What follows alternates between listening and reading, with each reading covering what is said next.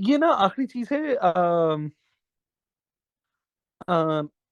Probability के section के अंदर। दो चीजें होती हैं, एक होते हैं म्यूचुअली एक्सक्लूसिव इवेंट्स और एक होते हैं इंडिपेंडेंट इवेंट्स। अच्छा, ये जरा गौर से सुनना। एक होते हैं म्यूचुअली एक्सक्लूसिव इवेंट्स और एक होते हैं इंडिपेंडेंट इवेंट्स। अच्छा, इनका सवाल इकट्ठा आता है। अब म्यूचुअली एक्सक्लूसिव इवेंट्स उन इवेंट्स को कहते हैं जो कभी इकट्ठे नहीं हो सकते, which in an experiment which can not happen together. ठीक है, तो आपने क्या करना है, आपने एक्सपेरिमेंट में से शो करना होता है कि वो दो इवेंट्स इकट्ठे नहीं हो सकते। इसके लिए कोई फॉर्मूला रिक्वायर्ड नहीं होता।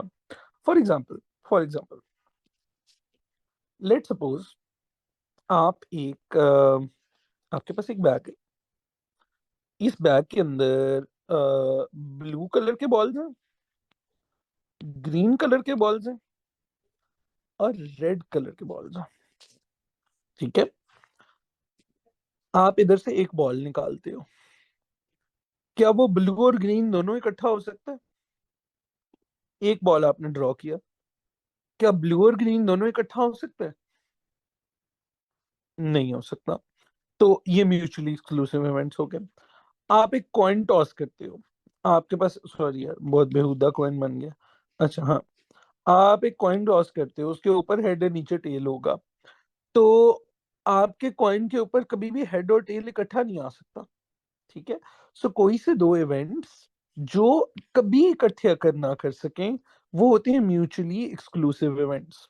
तो ये वेन डायग्राम देख लो। वेन डायग्राम में वो अलग अलग इवेंट्स हैं, उनका कोई आपस में ओवरलैपिंग पोर्शन नहीं है। ठीक है, उनमें कोई ओवरलैपिंग पोर्शन नहीं है। ठीक है, जिस तरह ए लेवल्स में स्टडी करना और गुड ग्रेड्स देना।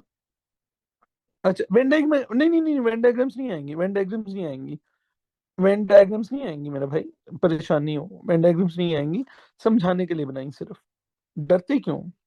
अच्छा, इसके बाद होते हैं इंडिपेंडेंट इवेंट्स। ये इनका ये जरूरी है जरा। एक्सक्लूसिव इवेंट्स इतने जरूरी नहीं है, इंडिपेंडेंट इवेंट जरूरी है। इन पे 5 नंबर तक का क्वेश्चन बन जाता है। अच्छा, अब इंडिपेंडेंट इवेंट्स में क्या होता है? इंडिपेंडेंट इवेंट्स में क्या होता है? If two events are independent, if two events are independent, probability of A and B together should be equal to probability of A into probability of B. अगर दो इवेंट्स इंडिपेंडेंट हैं तो उनकी probabilities कैसे होगी? probability of A and B together will be equal to probability of A into probability of B. अच्छा, अब ये 4 से 5 मार्क तक का क्वेश्चन आ जाता है इसके ऊपर। इसमें हम क्या करते हैं, find these probabilities separately. Probability of A अलग फाइंड करें, बी अलग फाइंड करें और ए और बी टुगेदर होने की अलग फाइंड करें। एंड ओन अगर तीनों और and if they satisfy this equation, only then these events are independent. अच्छा, इंडिपेंडेंट होना ना होना हम सोच के नहीं बता सकते कि कोई दो इवेंट्स इंडिपेंडेंट हैं या नहीं है, ये हम सोच के नहीं बता सकते। उसके लिए ये कंडीशन, ये मैथमेटिकल इक्वेशन का सेटिस्फाई होना जरूरी है कि आप प्रोबेबिलिटी ए की वैल्यू इधर डालें, प्रोबेबिलिटी बी की इधर डालें, probability of A and be together की इधर डालें। ठीक है, तो ये हमेशा क्या हो जाएंगी, ये आपस में इक्वल होनी चाहिए। चलिए एक क्वेश्चन देखते हैं, वहां से नहीं बात जरा ज्यादा बेहतर मेच्योरली समझ आती है। आप लोग ये क्वेश्चन जरा पढ़िएगा। आप मुझे बताना टोटल कितने आउटकम्स हैं इस क्वेश्चन के अंदर। ये मैंने एग्जांपल्स करवाते हुए लिखवाया था 12 डाइस वाला, 12 साइडेड डाइस वाला, याद है लिखवाया था जी। तो टोटल कितने आउटकम्स हैं? टोटल है 144।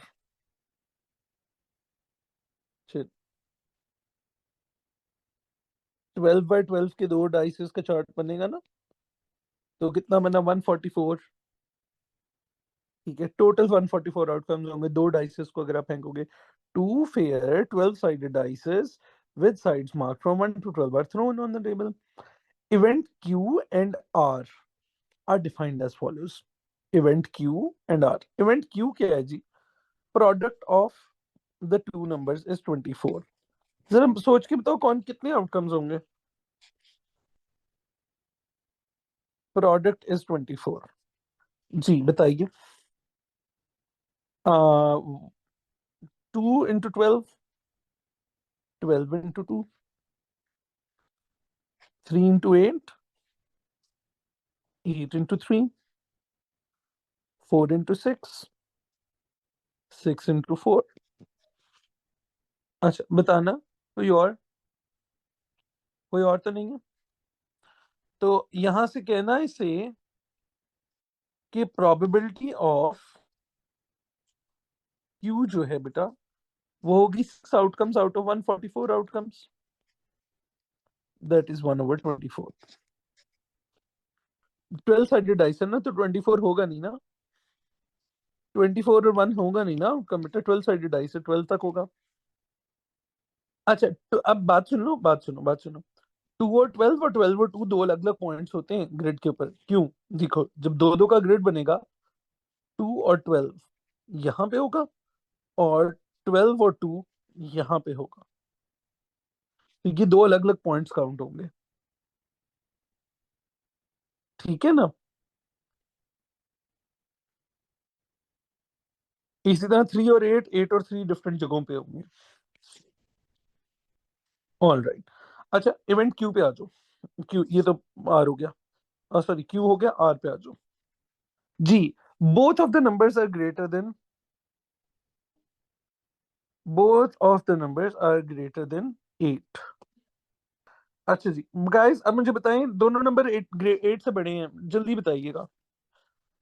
सो सबसे छोटी ऑप्शन कौन बनी? 9 9, फिर 9 के साथ 10 आ जाए, 9 के साथ 11 आ जाए, 9 के साथ 12 आ जाए। फिर पहली डाइस पे 10 कर लें, 10 9, 10 10, 10 11 और 10 12। फिर पहली डाइस पे 11 के साथ 9 आ जाए, 11 10, 11 11। लिस्टिंग कर रहा हूँ प्रॉपर अपने फेवरेबल आउटकम्स की। हाँ पेपर में लिस्टिंग ही करके आनी है, ये पूरी लिस्ट बना के आनी है, ये पूरी लिस्ट बना के आनी है बेटे। हाँ मैं अभी फायदा बताता हूँ ना, अभी नीचे में फायदा होना है इस लिस्ट का बेटे, ये देखना। 12 9, 12 10, 12 11। अब देखो बेटा फेवरेबल आउटकम्स कितने होंगे, आर की क्या प्रोबेबिलिटी होगी, ये सब लिखना है, ये सब लिखना है। ये इन्वेस्टमेंट है, ये भी देखना फायदा होगा इसका बेटे। अभी प्रोबेबिलिटी ऑफ आर 16/144, क्या आंसर आएगा? ये आ गया 1/9। चलिए अगला पार्ट पढ़िएगा। Are events Q and R mutually exclusive. अच्छा कई दफा म्यूचुअली एक्सक्लूसिव लिखा होगा, कई दफा एक्सक्लूसिव लिखा होगा, सेम बात होती है, सेम बात होती है। एक्सक्लूसिव होना और म्यूचुअली एक्सक्लूसिव होना सेम बात होती है जी। म्यूचुअली एक्सक्लूसिव इवेंट्स कौन से होते थे which can never occur together? दोबारा चलते हैं, बात पढ़ के आते हैं बेटी। 16 फेवरेबल आउटकम्स आए ना मोहित, 1 2 3 4 5 6 7 8 9 10 11 12 13 14 15 16। बेटी चलिए अब आपको ये लिस्टिंग अब काम आने लगी है एक्सक्लूसिव के लिए। बेटी इन लिस्ट को देखें, क्या आपके पास कोई ऐसा आउटकम है जो क्यू में भी है और आर में भी है? क्या क्यू और आर में कोई आपस में कॉमन रीजन है? There is no combination. अब आप नीचे लिखने लगे हो जाके, म्यूचुअली एक्सक्लूसिव को आपको जस्टिफाई करना होता है आंसर को, आपने उसको बताना है सेकंड थर्ड पार्ट में। Q and R mutually exclusive because no combination of scores on dices greater than 9, greater than 8 can give a product of 24। ठीक है, अब देखो बेटे, क्योंकि आपका कोई ऐसा प्रोडक्ट कॉम्बिनेशन नहीं है कि अगर आपके दोनों नंबर्स 8 से बड़े हो तो उनका प्रोडक्ट कभी भी 24 नहीं आ सकता। तो yes they are mutually exclusive. जेड बेटा म्यूचुअली एक्सक्लूसिव उन इवेंट्स को कहती हैं बेटा जिनका आपस में कोई कॉमन रीजन ना हो। जिन जिस तरह अगर कोई यहाँ पे कोई होता ना कि यहाँ पे एक आउटकम होता और वही आउटकम इधर भी होता, तो फिर हम उनको एविडेंस दिखाते, वो वाला आउटकम लिखते और कहते ये देखो ये दोनों के पास है, इसलिए ये म्यूचुअली एक्सक्लूसिव नहीं है। ठीक है, तो म्यूचुअली एक्सक्लूसिव इवेंट्स कौन होते हैं? Events that can never happen together in an experiment. तो हमारे इस एक्सपेरिमेंट में पॉसिबल ही नहीं था कि ग्रेटर देन 8 भी हो दोनों नंबर्स और आंसर 24 भी आ रहा हो उसका। अच्छा, अब देखते हैं इंडिपेंडेंट का कैसे पता चलता है। इंडिपेंडेंट के लिए इक्वेशन को सेटिस्फाई होना जरूरी होता है। अच्छा, तो नंबर 4, इंडिपेंडेंट का चेक करने के लिए जरूरी है कि ये इक्वेशन सेटिस्फाई हो। Probability of Q and R together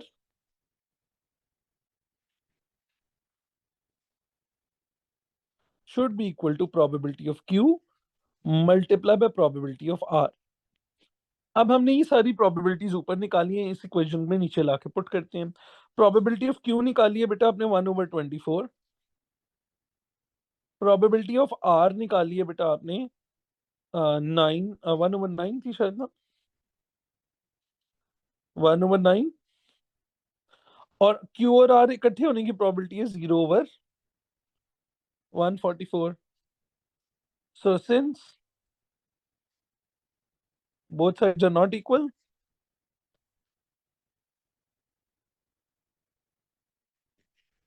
ये क्या होंगे? They are not independent. अगर तो ये सेटिस्फाई हो जाती इक्वेशन, दोनों साइड्स इक्वल आ जाती इक्वेशन की, तो ये इंडिपेंडेंट होते। अच्छा हाँ, अब एक बच्चे बहुत से बच्चे कहते हैं सर ये एक रट्टा लगा लें। तो जिस बेटे रट्टा लगा लो, जो लोग ना म्यूचुअली एक्सक्लूसिव होते हैं उनकी ना ये वाली साइड जीरो हो गई होती है। तो यहाँ से दो प्रोबेबिलिटीज ने मल्टीप्लाई होकर जीरो, तो आंसर देना नहीं होता, तो इंडिपेंडेंट नहीं रहती है। लेकिन आपको फिर भी इक्वेशन सॉल्व करके दिखानी पड़ती है। दोनों साइड्स का आंसर अगर इक्वल आ जाता ना, इन दोनों का प्रोडक्ट इसके इक्वल हो गए, तो फिर बेटा वो इंडिपेंडेंट इवेंट्स होते हैं। ठीक है। अच्छा, आज हम एक और तरह का भी क्वेश्चन करेंगे, सीखेंगे। ये टेबल वाले क्वेश्चंस बड़े अच्छे होते हैं, आसान होते हैं, बस बच्चे कभी कभी ना इनमें कंफ्यूज हो जाते हैं। अच्छा, अब बच्चों, अब आप फुली इक्विप्ड हो प्रोबेबिलिटी की पूरी शीट के लिए। अब एक मसला आएगा, आपकी प्रोबेबिलिटी की जितनी प्रैक्टिस कम होगी, अगली जो डिस्ट्रीब्यूशन है ना, उन पर टाइम कोई नहीं लगता, वो एक एक दिन की हैं। लेकिन उनके क्वेश्चन सिर्फ आपको तभी करने आते हैं जब आपने प्रोबेबिलिटी की सारी वेरिएशंस की होती हैं। अच्छा जी, data about employment for males and females in a small rural area is are shown in the table. Male है, अनएम्प्लॉयड है, एम्प्लॉयड है, इस तरह टोटल डेटा उन्होंने दिया हुआ है। अच्छा बेटे, टेबल के ऊपर ना हमेशा क्या करना चाहिए, आ, ऊपर से नीचे साइडों को सारे टोटल्स ना करके लिख लेने चाहिए, हमेशा काम आ जाते हैं, बड़े काम आते हैं। अच्छा जी, चलिए जी, टोटल अनएम्प्लॉयड 465, ऊपर से नीचे को टोटल, टोटल एम्प्लॉयड 717। ठीक है जी। अच्छा, टोटल फीमेल्स और टोटल मेल्स 618। और दूसरा वाला टोटल फीमेल कितनी है?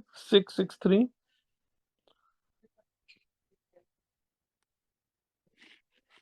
और यहाँ पे grand total.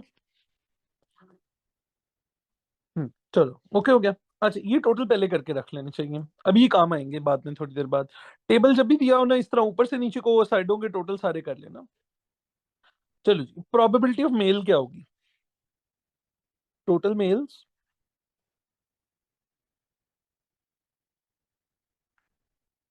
Over grand total.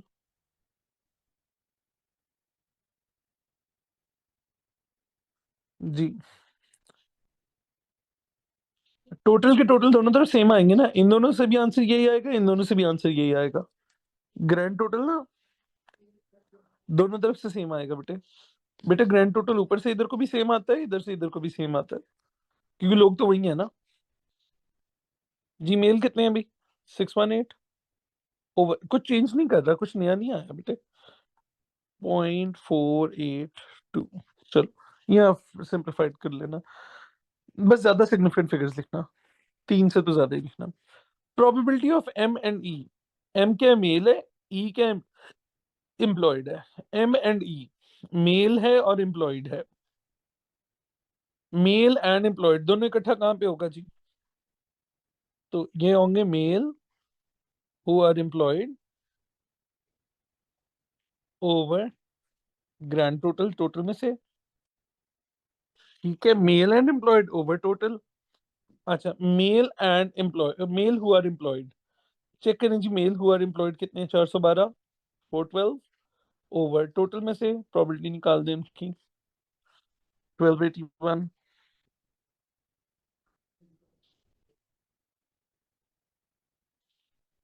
कितनी आई, 0 पॉइंट। ठीक हो गया, यहां तक बात समझ आ रही है, कोई मसला तो नहीं हुआ? अच्छा चलें, अब आते हैं, are M and E independent events. जी, इंडिपेंडेंट कैसे चेक करते हैं? Probability of M and E should be equal to probability of M. नहीं नहीं समझा बेटे, टोटल पॉपुलेशन से, हमेशा टोटल पॉपुलेशन से।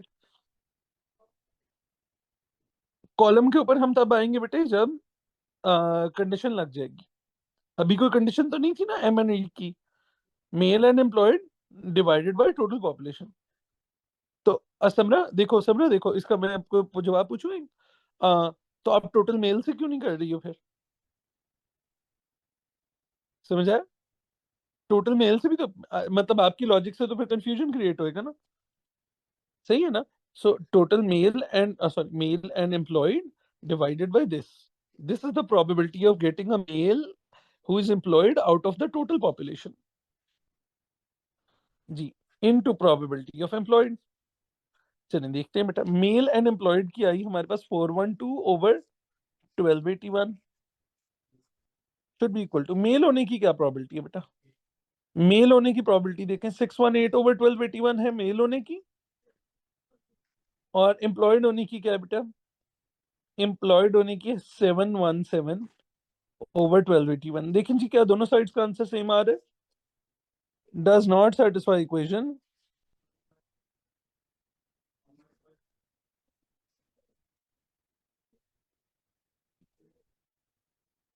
hence M and E are not independent. M and E are not independent। ठीक हो गया? चलिए जी, लास्ट पार्ट पे आ जाइए। अच्छा, लास्ट पार्ट इंपॉर्टेंट है, अब जरा गौर से देखिएगा। अच्छा, number 4, given that a person chosen is unemployed. बेटे अब जरा गौर से देखिएगा क्या होने लगा है। अब आपका सैंपल साइज छोटा होने लगा है। Given that person chosen is unemployed, इसका मतलब आपने इस डब्बे से बाहर नहीं जाना। Now don't go out of this डब्बा। अब आप given that a person is unemployed, अब आपने अनएम्प्लॉयड के डब्बे से बाहर नहीं निकलना, ठीक है? Given that a person is unemployed. अब बताइए बेटे, अब given that a person chosen is unemployed, अब आपने अनएम्प्लॉयड के डब्बे से बाहर नहीं जाना, ठीक है? What is the probability that person is a female? जी बेटा बताइएगा, पर्सन फीमेल होने की क्या प्रोबेबिलिटी है यहाँ पे? 358 ओवर, अब इस डब्बे से, अब इस बॉक्स से बाहर नहीं जाना जी। 358 और टोटल कौन सा यूज करोगे? इस बॉक्स का 358 ओवर टोटल बेटा 564। जब भी बेटा वो गिवन दैट कह देते हैं, बात सुनो बेटे, जब भी वो गिवन दैट कह देते हैं, given that person chosen as unemployed, ठीक है, तो अब बेटा, अब आपका जो सैंपल साइज होता है बेटा एक्सपेरिमेंट का, वो छोटा हो जाता है।